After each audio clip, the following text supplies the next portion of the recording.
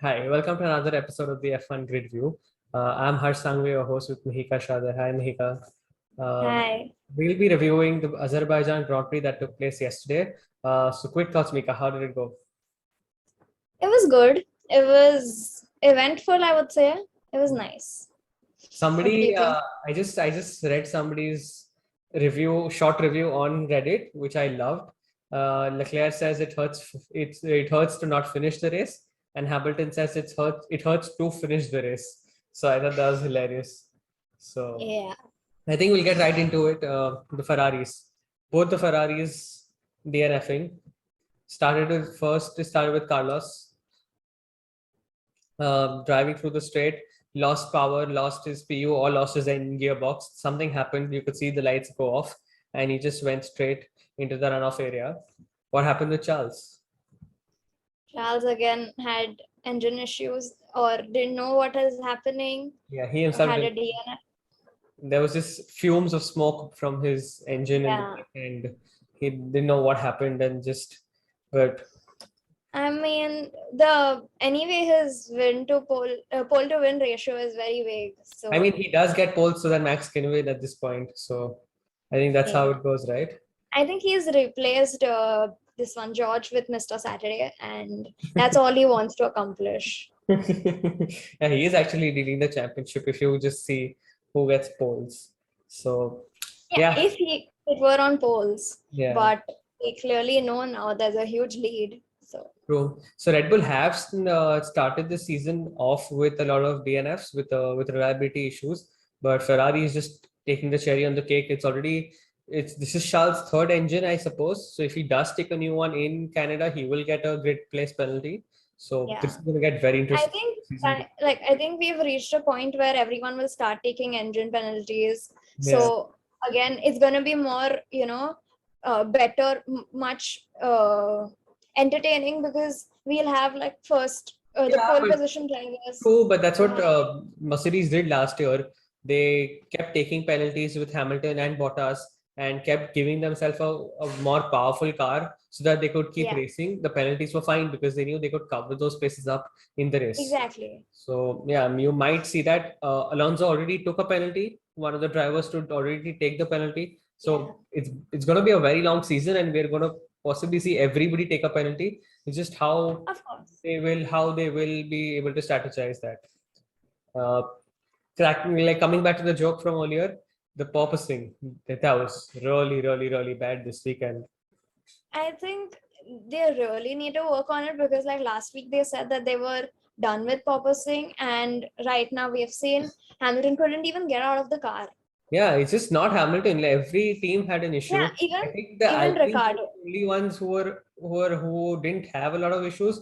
Pierre Gasly had a lot of back issues. He said Yeah, Ricardo was visibly struggling in the interview. He kept saying how he kept feeling sorry for the teams that had porpoising because McLaren till now didn't suffer from any of that. So yeah, yeah, so that's gonna be good to see who's gonna be able to get away with this, get able to solve it. And there are teams who are already complaining. Christian Horner has come out and very publicly said that he thinks the teams are telling the drivers to act worse so that the FIA can come in and change some porpoising rules, which to me looks very far fetched, but you never know what's happening.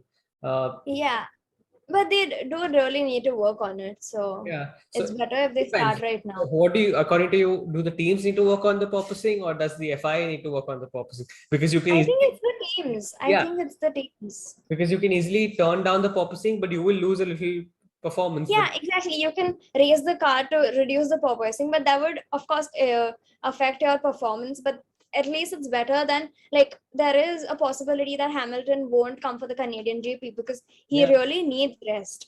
yeah, So if you are, struggling so much and it may result in one of your drivers not showing up to a weekend, it's better to reduce your pace and act right now because like correct. you can obviously work on your pace during the race. You can't work on your back issues. True. Something that is scaring me more in this purposing is in case of a crash or a penalty, it took Lewis at least a couple of minutes to get out of the car. Similarly with Of Ricardo, it took him course. 2 minutes to get out of the car.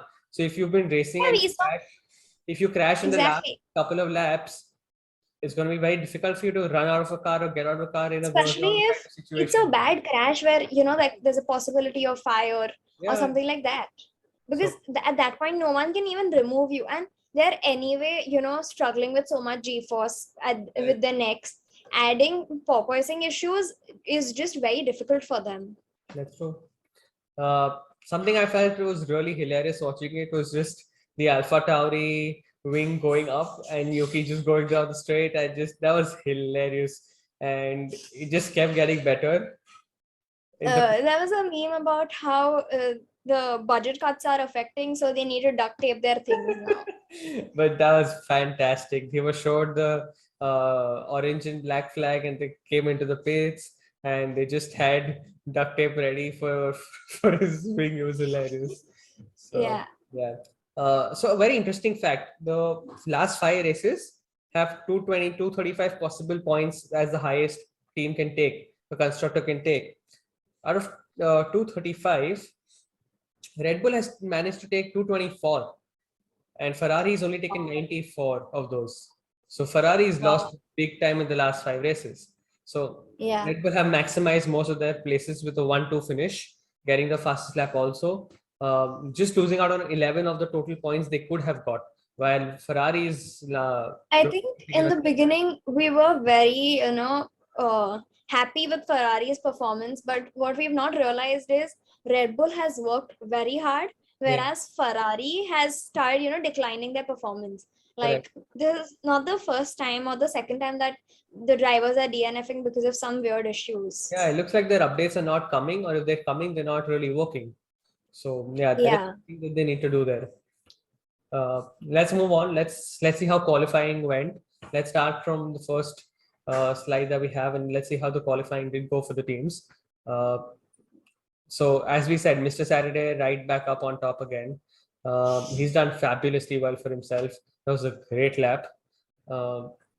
Yeah. So as we see there, we have I was on. really happy to see Carlos on provisional pole.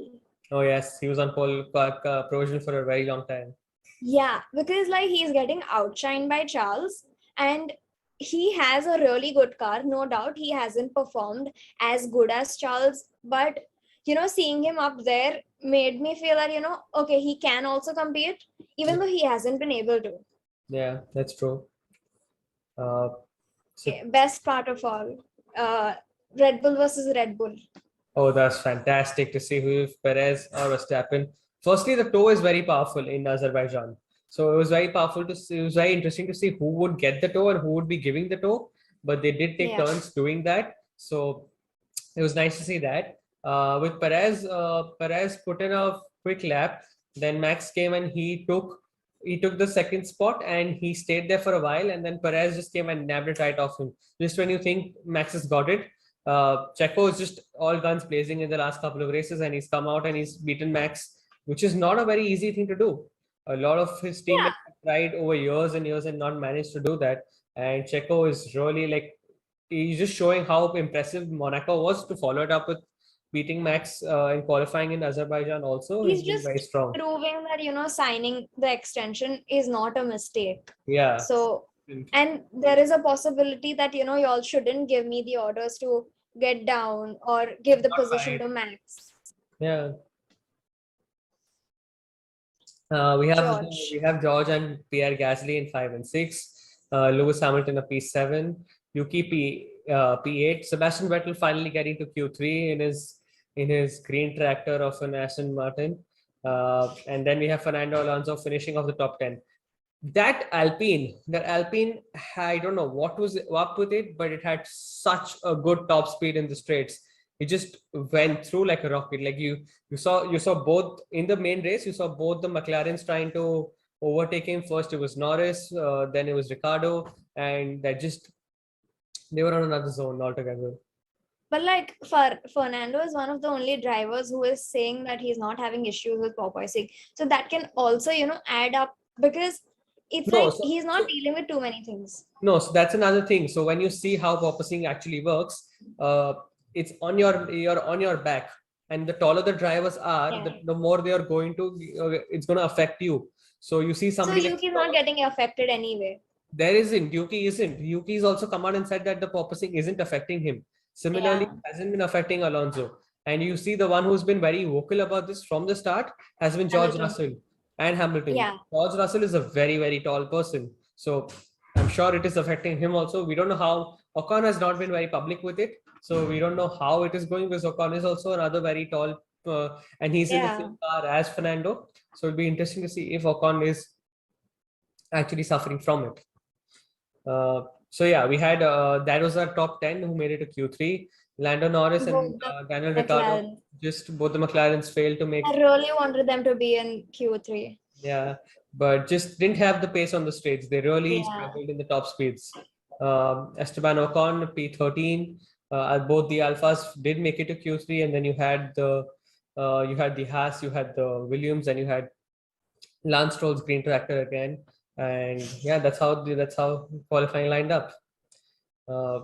Yeah, so the race started off with a very sorry.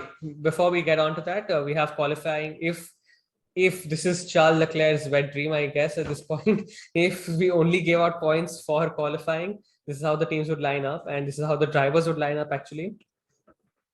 So yeah, Mika, what is something that I think that would be Charles's dream come true, because it's like, oh, right now I'm getting all the poles, but not the wins. So he's 186? That's a big lead. That's a very yeah. So yeah, I'm sure Charles wants this, but sadly, this is not how we give out points. He maybe can get some in the sprint race if he does continue to be the Saturday. So we can hope for that. But I think that's still a far way off. So yeah, let's hope. Let's see how it goes. So yeah, the race started on Sunday with Charles starting from pole, but Checo And Perez taking the lead. yeah, Checo and Max both had a great start. Yeah. Max was boxed out between the two, so he couldn't take over. But Perez went through and did take the lead, and he just flew away after that. So till the first safety car, I think Perez was leading, and then I think then Charles did pit. I think that was a little early by Ferrari. I don't know what the strategies was there, but it would be interesting to see if they did manage to make it work and the engine didn't give up, how well this strategy would have played out. Yeah. I think the main issue with Red Bull in the beginning was their engine used to give up a lot, which has just been transferred to Ferrari now. Yeah, that's true. That's true. So yeah, that's that. And then we've had Actually coming on the top 10 was really good to see. Yeah, not his usual P6, but still P5. Sorry, he did get P6. So he didn't. But like the only thing that I saw was Norris fighting to get the P8 position. He was, I think, 3 seconds behind Daniel when he was, asking for it. If he would have been like under a second or even a second, that would have still been justified. But there was no way he could have, overtaken Alonso. There were a couple of laps in the beginning where Ricardo was on hard tires and he was quicker than Norris in the first stint, and the team did allow him to go past. They asked him to hold position. They said Norris needed that gap if he was going to pit to come out ahead. Yeah. And he did. He said okay, and he just took a step back. But similarly, when the same thing happened with Norris, he started complaining and he started saying things like, "I am much quicker. Just let me through." That just felt a little bit off because Ricardo had just done that for him and not made such a fuss about it. And and like even when the team told him that Ricardo did it for you, now you have to do it for him, he was still a little irritated by that. Correct. And yeah, I mean, every driver does want to be ahead, but sometimes you've got to do what you got to do. So yeah, but it was good to see McLaren for a change, like being strong with that decision. Both McLarens in points, and both of them did finish in points, which is a good result for the team. Alpha Tauri also did manage to get Gasly. Even Yuki for the longest time was running in points. So till the time his issue of the DRS happened. So he was also running in points, so that was a possibility that both of them could get into the points. We had Vettel finish P6, after going off in the runaway area, after spinning his car beautifully back onto the track, and he still managed to get P6 after that mistake. So that was really commendable for him. It was a very experienced drive, and he's always been doing amazingly well at this circuit. So yeah, the people who doubted him, yeah, that was a clear mistake. Yes.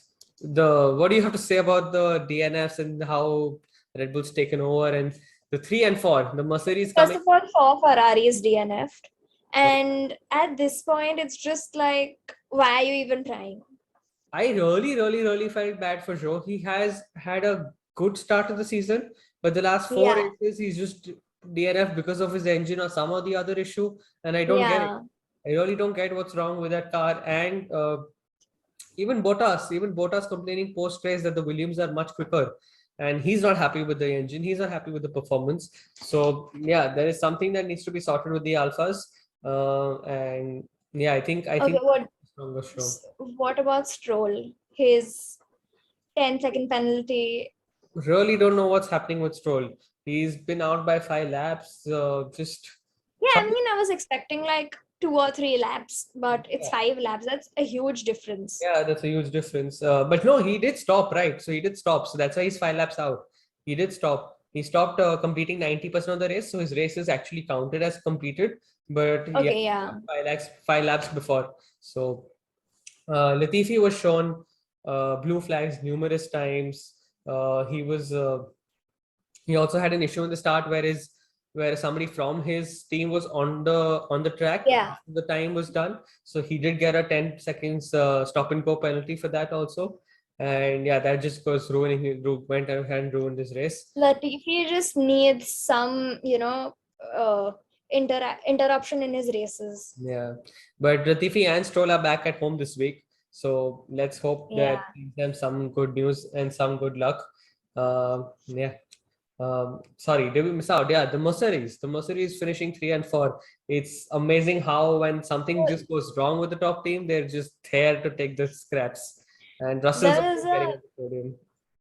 There was a meme about how they've changed so many rules and regulations only to get Red Bull and Mercedes in the top 4. Yeah, I mean, I will take that today, but the Ferraris aren't going to be. Of course not. So the Ferraris are going to come back hard at this. So yeah, moving on. The driver standings. That's a considerable lead. That's a lead and a half. That's just amazing.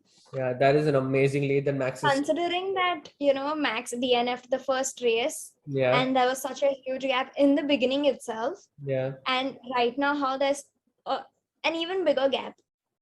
That's true. It's really it's unreal. Like it's 34 points at this point. Yeah. That's actually very good for Perez in P2 is just amazing. But that's just going to give Red Bull more opportunities to win the title, because in case something does go wrong at the end and they start DNFing again towards the end, they will have Perez who can still take over and win the championship. So these points are going to be very helpful for them. And we've seen Carlos has not been that great up to the mark to take away the third position. So even if Charles becomes the better car, he finishes P2 or P3. And there is Perez right after him to pick up the scraps, not Carlos. So yeah, that's very interesting. I mean, we can see the difference between Charles and Carlos in the points having the same car. Yeah. So, but Sainz has had a little bit too much fun with the gravel, and he's been unlucky also. So yeah, I don't know where that's going. Yeah. Moving ahead. This is very interesting, like how the lead, Charles is in the lead, and then suddenly Max comes and just overtakes him completely, and then Perez too. So yeah, I like how, if you notice and if you play this again, I like how Bottas has been pretty consistent at the start, getting points, but then his Alpha just completely stopping and giving up. Yeah. I think in the beginning, he still thought that he was in a Mercedes, and then he realized, oh wait, I'm in an Alpha. So this is not how I'm supposed to perform. Fair enough. Somebody who's been very consistent has been Russell, moving at a steady pace. If you saw that all along, and not having a lot of issues there, and he's been very consistently finishing in the top 5 also. He's always in top 6. Yeah, top 6. Yes. So that's actually very, very, very good from him. Yeah. The team That standing. is a I beautiful think we can difference. just give it to Red Bull at this point. Like they've been amazing in the last couple of races, like we said. In the last 5 races, they've managed to get the majority of the points. They've had a Red Bull winner for a while, and they're doing really good work. We really doubted how their engine and the Red Bull powertrains was going to perform, but they've come out with all guns blazing, and they've done a great job. Yeah. Yeah. What do you have to say about McLaren, Alfa Romeo, and Alpine? I mean, right now McLaren is P4 mainly because of Lando. Correct. And I think if, I mean, there's obviously 100 point, almost 100 point gap. So there's no way that they'll be able to, Yeah, overtake they Mercedes are 6 points. fighting at this point for four or five. Exactly. 4, 5, 6, I feel. Yeah, So it's really important for Daniel to start working on it for McLaren to at least finish P4. correct. Because we've seen both the Alpines have been performing similar, if Yeah, not the same. And we've seen Yuki has gotten really better this year. Alpha also, Bottas is doing brilliant. So it's just time till McLaren gets overtaken by them if, Daniel is not getting consistent. that's true. That's a good point. Uh, yeah, but Williams getting points, Haas and Aston Martin finally are at equal footing because of Vettel's big haul of points this week. So Yeah. that's going to be good for Aston Martin going into their home race because the owners are Canadian at the end of the day, so they will have a big show there. So yeah, let's hope they have a great weekend, and it's a great Yeah. track also. So there are chances that it might rain, so maybe that shakes up the grid a little bit more. So yeah, we'll discuss the Canadian Grand Prix later. uh, so the pit stops, I don't know, just something felt very wrong with this week with the pit stops. They were just slower, considerably I slower. think firstly, Perez's pit stops were extremely slow.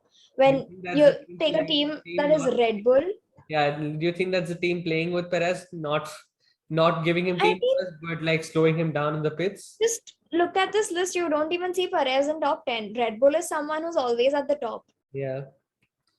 So, These are not Perez these are not having, quick stops. These are not quick stops at all. Like yeah, 2.77 is not a regular F1 stop. exactly, They are at they're exactly. at they're at 2 or they're just under 2. So even if Perez is in the not even it's a slow pit stop, he would still be in the top 10 because it's a I 3.6. mean, just look at this list. The maximum, the last one is 3.61. So Yeah, if Red Bull is not capable of getting Perez in that much time, it is very obvious that they are getting slow with their pit stops on their own. yeah, that's true. We do smell a conspiracy here. Yeah, I mean, I think in the beginning it was Charles versus Max. Now it's gonna become Max versus Perez. Yeah.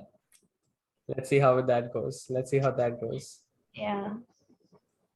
Yeah, moving on. So these are the only three drivers who have not DNF'd. It's been a very topsy-turvy new season. So we do expect some teams to just still get used to the cars, but that's a very commendable job by the Mercedes team that the two drivers have not. Man- Especially when Mercedes hasn't been up to the mark of Mercedes this yeah, season. they've at least been Not reliable. If they've having not been quick, they've been reliable at the end of the day. exactly like they don't have reliability issues to deal with. They just have to work on their pace, because if you see Red Bull or Ferrari in consideration, their pace is good, but at the end of the day, if you don't even finish the race, there's no point in racing. That's true. That's true. Yeah, so we have these two not finishing. The highest is Joe and Carlos, both the Ferrari engines, having 3 DNFs each. That's got to be rough, I think, at this point. Yeah, Another stat that interests me a lot is Max Verstappen with 2 DNFs having that good a lead.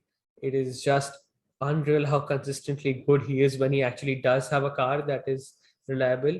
And yeah, I mean, I think every race that he has participated in, I think except one, any race that he finished, he's gotten the win. yeah, which is Except one or two. Yeah, which is very commendably strong performance by somebody. Yeah, I mean, that's what you expect from a world champion. Yeah, he's 24. He's already got his 25th win. He's the youngest driver to get 25 wins, and he's only Yeah. 24. And like Lewis was 28 when he achieved that feat. So you know how much further he has. Like he's coming for Shumi's and Lewis's records at this point. Yeah.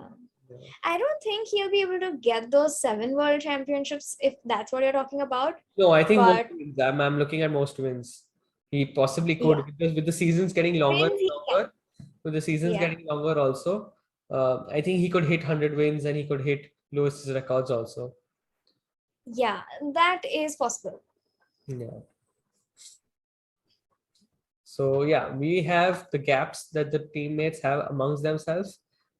This is kind of very interesting. So we start off with Alpha Tauri.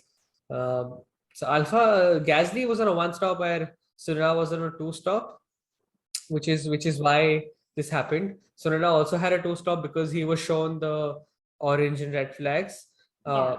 orange and black flags. So he had to come into the for his duct tape. Uh, Red Bull was quicker, with Max being quicker. McLaren overall pace, Norris was faster, but as we saw, Ricardo did finish the race in front. Hamilton and Russell did go to Hamilton. Russell Hamilton started a little behind, and that overtaking was what slowed them down. Yeah, Alonso was quicker. Albon was also quicker. So was Vettel, and yeah, the teams have had a very clear driver who's been quicker. But if you go to see Ricardo's tires yesterday after the pit stop were not performing that well. Yeah, he went on to mediums, and the mediums didn't actually agree with the McLaren car and the setup at all. So I think the hards were a very good option for them, but they did decide to just stay on the medium tires, and because obviously there would be a fast tire, but in the race and in this condition, the tires clearly weren't as good as their hards that were there. So yeah, It stops. it stops. Verstappen was on a two-stopper. He went out with his medium tires, which most of them did actually, just except Ricardo, Ocon, and Bottas, and Schumacher, who started on the hards. And Stroll. Yeah, and Stroll. Most of them did start off with hards and on mediums. Sorry, and they did have. Most of them did manage to pull off a one stop. They pit behind the safety car, or they pit behind the virtual safety car, and they managed to take the time off like that. Only Yuki Tsunoda in his last stint after the duct tape went on to use the soft tires. Everybody just stayed with but with the hards. I don't know why Gasly, Vettel, and Tsunoda didn't pit during the safety car. Yeah, but their track position here was much more crucial to them, I'm guessing, because it's difficult to kind of overtake here. Only at the straights you can. If you don't have a good straight line speed, you're not going to be able to overtake here. So they didn't want to probably lose track position. That's why I'm guessing they didn't choose to pit. So yeah, very interesting pit stops. Everybody going through at 9 where the safety car was. So yeah, moving on to our final and favorite segment. There we go. So we start again from the bottom. We review the teams as per the whole weekend. That is Friday, Saturday, and Sunday, not just the race in control. And we give them points out of 10. So yeah, let's take it away. I think Carlos will be a 7.5 because he had an amazing weekend overall. It was just the race, which was again not his fault. Qualified P4, where his teammate qualified P1. But he could have at one point. He was on provisional pole, which is again like really good for him. Yeah, he hasn't. I think I will tend to disagree because I don't think I'm ranking him out of how he's been performing or an improvement. I'm just going to rank him compared to this race and how the car he had. He could have got but it's overall weekend. So yeah. So exactly. So I'm going to say a 5 or a 6 because he didn't qualify that great either for me as well. I thought he could do a P2 or P3 because Charles did show how good he could perform. So Charles was leading the race when he DNF'd. He was leading he was on pole. I mean, I don't think he could have gone on to win the race. Probably if the strategy worked out in his favor, he could have. But I think an 8.5 because it's on his Yeah, fault. 8.5 because I don't think Max would have let him win. Yeah, that's true. Max was at Yeah. a stellar pace. Joe also started P14, got into Q3, Q2. For that, I I think think I'll give it 4 or 5. 4 or 5. Yeah, just Yeah. getting into Q2. Kevin Magnussen, very mediocre race, so 3 or 4. Similarly, Magnussen also very mediocre race, Troll. also Yeah. a very mediocre race, 3 or 4 for him. Yeah. Max, similarly with Latifi and Schumacher, I don't think like there was anything much there. Yuki had a good race. Yuki started Hmm. P13. Um, No, uh, he finished started P8. P13. He started P8, finished P13. Yeah. So he Uh, had a good quali, but not. I mean, the he had issue a was good again race on with the the car. DRS. The The issue car, was the car. yeah, So exactly. He would have finished P7 or P8 had it not yeah. been for the car. So I So think an seven, 8, seven, 7.58. yeah, 7.5, 8. I think is that. Yeah. Valtteri had a very And mediocre race, nothing much to show. no, Sorry, Albon first. Albon. Yeah, Albon 2 like Valtteri had a very mediocre race. Not much to show there. I think a 5, just an average 5 Yeah. because we don't know what much happened with them.